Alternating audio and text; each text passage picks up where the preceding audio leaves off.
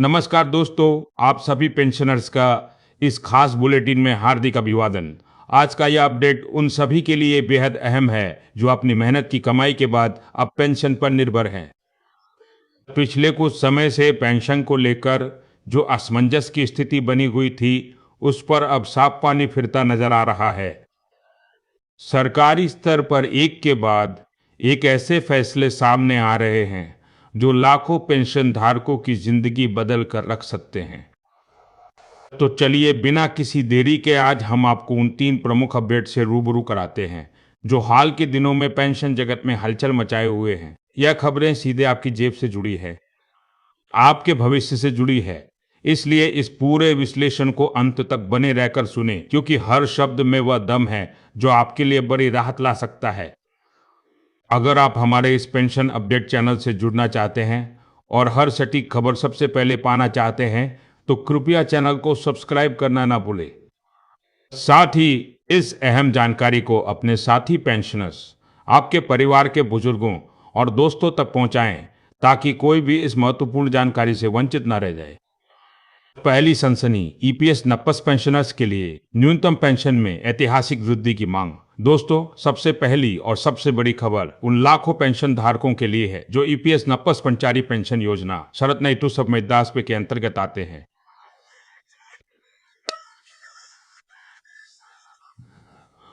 महारा यहाँ जारा वेक्शन मैसन मैसन बयारे के अंतर्गत आयद्य हैं। लंबे समय से ये मांग उठती रही है कि वर्तमान समय में 18,000 महीने की न्यूनतम पेंशन किसी भी तरह से पर्याप्त नहीं है।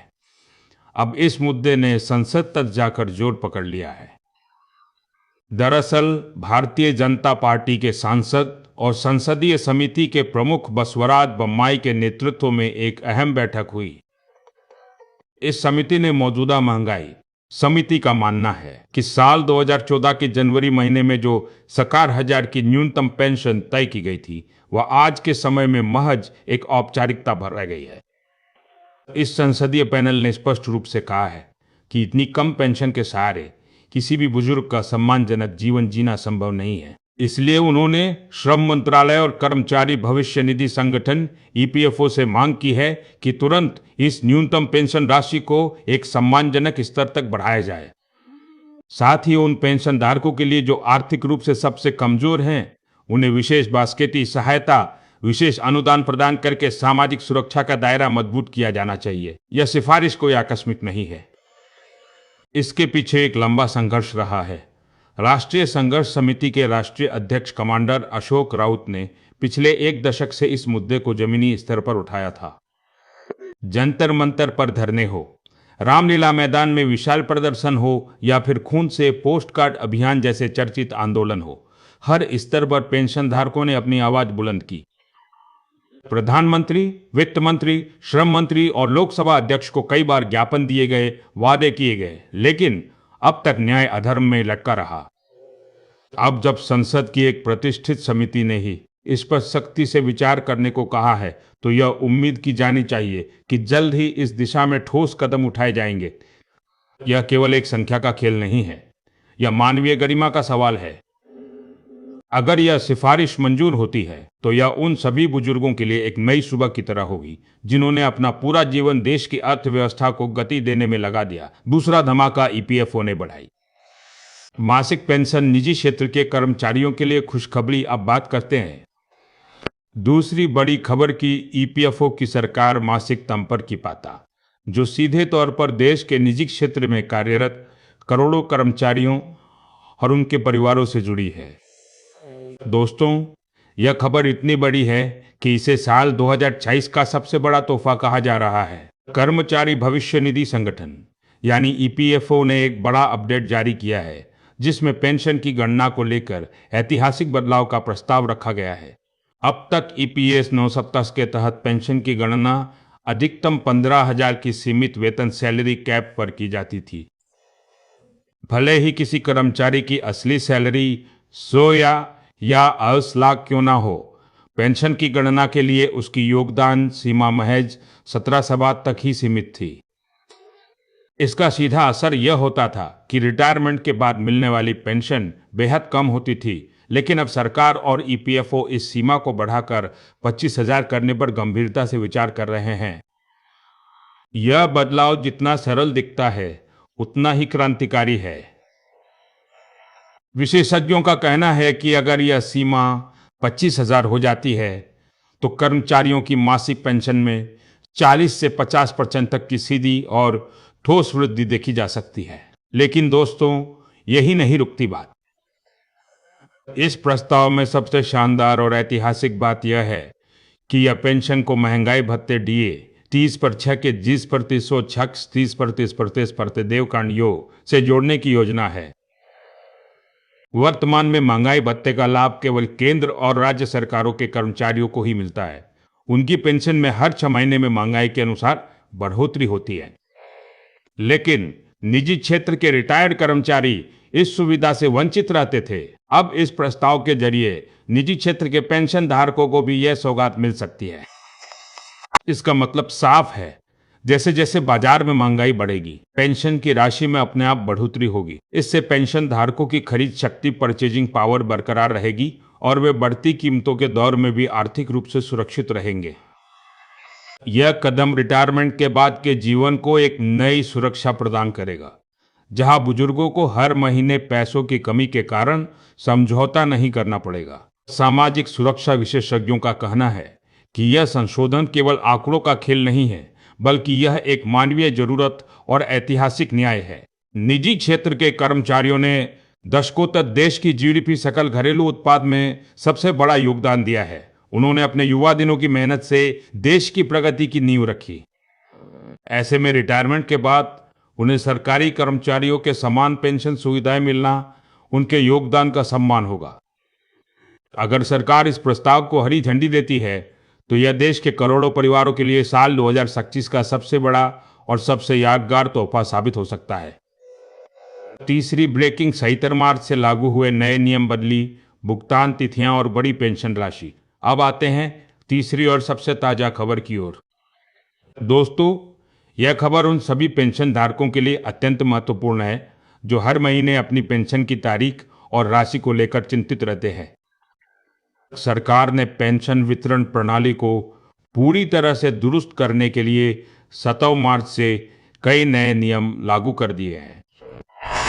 यह नियम उन लाखों लोगों के जीवन को आसान बनाने वाले हैं जो बुजुर्ग है, विधवा है, दिव्यांग है या फिर आर्थिक रूप से कमजोर है। दरअसल इससे पहले कई बार तकनीकी गड़बड़ियों, बैंकिंग प्रक्रियाओं में देरी और प्रशासनिक जटिलताओं के कारण पेंशन धारकों को समय पर उनकी पेंशन नहीं मिल पाती थी। इससे उन्हें न सिर्फ आर्थिक परेशानी होती थी, बल्कि मानसिक तनाव भी झेलना पड़ता था। अब इस नई व्यवस्था के तहत सरकार ने पेंशन भुगतान को पूरी तरह से डिजिटल और पारदर्शी बना दिया है। इन नए नियमों के तहत अब सभी पेंशन भुगतान सीधे लाभार्थियों के बैंक खातों में भेजे जाएंगे। इसे डीबीटी यानी डायरेक्ट बेनिफिट ट्रांसफर सिस्टम से जोड़ा गया है। इसका सबसे बड़ा फायदा यह है कि अब पेंशन धारकों को सरकारी दफ्तरों के चक्कर नहीं लगाने पड़ेंगे, ना ही किसी मध्यस्थ पर निर्भर रहना पड़ेगा। पैसा सीधे सुरक्षित और समय पर उनके खाते में आएगा। इसके साथ ही भुगतान की तिथियों में भी बदलाव किया गया है। पहले जहां अलग अलग राज्यों और योजनाओं के तहत पेंशन की तारीखें अलग अलग होती थी, जिससे भ्रम की स्थिति बनी रहती थी, अब एक समान और सुनिश्चित तिथि निर्धारित की गई है। इससे पेंशन धारकों को पहले से पता रहेगा कि उनके खाते में कब राशि आएगी और वे अपने खर्चों की योजना बेहतर तरीके से बना सकेंगे। सबसे अहम बात, पेंशन राशि में भी संभावित बढ़ोतरी को लेकर संकेत मिल रहे हैं। सरकार ने महंगाई के मौजूदा दरों को ध्यान में रखते हुए कई योजनाओं के तहत मिलने वाली पेंशन राशि में संशोधन किया है। हालांकि यह बढ़ोतरी सभी राज्यों में एक समान नहीं होगी, क्योंकि केंद्र सरकार की योजनाओं के अलावा राज्य सरकारों की अपनी अलग अलग पेंशन योजनाएं हैं। लेकिन इतना तय है कि 7 मार्च के बाद से लागू हुए इन नियमों के कारण पेंशन धारकों के बैंक खातों में आने वाली राशि में इजाफा देखने को मिलेगा। इस बदलाव की खासियत यह है कि इससे बुजुर्गों को सबसे ज्यादा राहत मिलेगी। ना ही किसी गला साफ करने की आवाज, बैंक शाखा में जाकर घंटों इंतजार करना पड़ेगा। डिजिटल भुगतान की व्यवस्था उनके लिए वरदान साबित होगी। साथ ही यह व्यवस्था पारदर्शी होने के कारण भ्रष्टाचार और धोखाधड़ी की संभावनाओं को भी काफी हद तक समाप्त कर देगी। कुल मिलाकर सच्चा मार्ग से लागू हुए ये नए नियम पेंशन प्रणाली को एक नई दिशा देने वाले हैं। यह सिर्फ एक प्रशासनिक बदलाव नहीं है, बल्कि यह एक ऐसा बदलाव है जो लाखों परिवारों के जीवन स्तर को सुधारने की क्षमता रखता है। अगर यह व्यवस्था सही तरीके से लागू होती है और लगातार बनी रहती है, तो यह देश की पेंशन व्यवस्था में एक मिसाल कायम कर सकती है।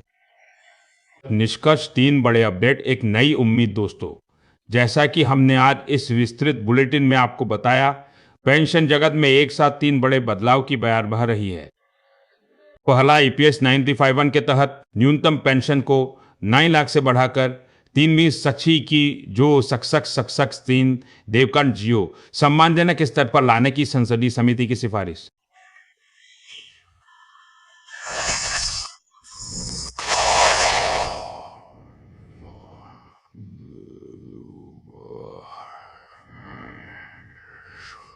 दूसरा, ईपीएफओ द्वारा पेंशन गणना की सीमा को 15,000 से बढ़ाकर 25,000 करने और पेंशन को महंगाई भत्ते से जोड़ने का क्रांतिकारी प्रस्ताव। और तीसरा, 25 मार्च से लागू हुए नए नियम, जिनमें भुगतान की तिथियां बदली गई है। डिजिटल भुगतान को अनिवार्य किया गया है और पेंशन राशि में बढ़ोतरी की संभावना जताई गई है।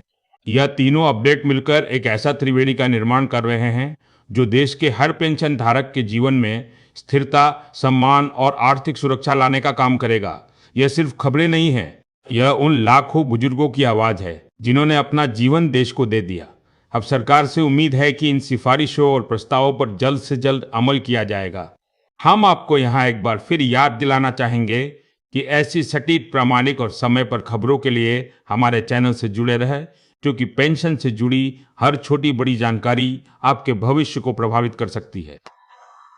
इसलिए इस वीडियो को लाइक करें, अपने सभी पेंशन धारक मित्रों और परिवारजनों के साथ शेयर करें और हमारे चैनल को सब्सक्राइब करना बिल्कुल भी ना भूलें। धन्यवाद। आप सभी का दिन शुभ।